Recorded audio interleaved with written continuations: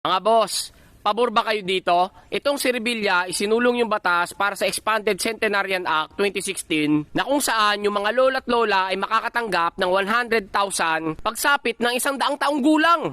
Tingnan nyo yung mga katangahan ng legislative branch na yan. Puta, ginawa nyong paligsahan. At sa ilalim ng panukala ng action star na si Bong Revilla, ang 100,000 na nasabing cash gift ay hahatiin sa 3 bigay. Kapag tumungtong si lolo at lola ng 80 anyos ay makakatanggap ng 10,000 at pagsapit nila ng 90 years old ay makakatanggap sila ng 10,000 at ang kabuuhang 100,000 ay matatanggap nila kapag sila ay tumungtong ng 100 taong gulang. At dito sa sinabi ni Marcos Jr. mga boss, halatang halata naman na binuking niya yung kanyang sarili at pati na rin yung mga mambabatas na gumawa ng Centenarian Act na to.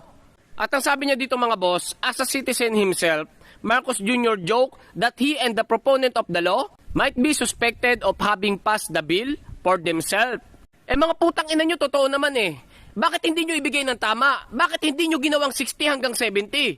Nang sa gayon ay kanilang mapakinabangan. Putang ina, usapan dito yung kaligayahan ng matatanda. Hindi paligsahan, putang ina, gusto nyo umabot pa sila ng 100 taong gulang bago nila makuha yung 100,000. Paano naman yung mga 60 hanggang 70 na may sakit na gusto pang gumaling at kinukulang sa pambili ng gamot at hindi makabayad-bayad sa ospital dahil sa kahirapan? Pero nung panahon na malalakas pa sila ay napapakinabangan sila ng gobyerno at isa rin sila sa mga tumulong na magpaunlad ng ekonomiya ng Pilipinas. Buti kayo as a senator, sumasahod kayo ng 340,000 a month. Tapos yung mga dating napapakinabangan ng gobyerno ay inyong pinahihirapan dahil sa putang inang Centenarian Act na yan. Puta, inamendahan nyo pa, hindi nyo pa nilahat. Nang may edad 70 hanggang 100,000 pataas, nang sa gayon mapakinabangan ng lahat.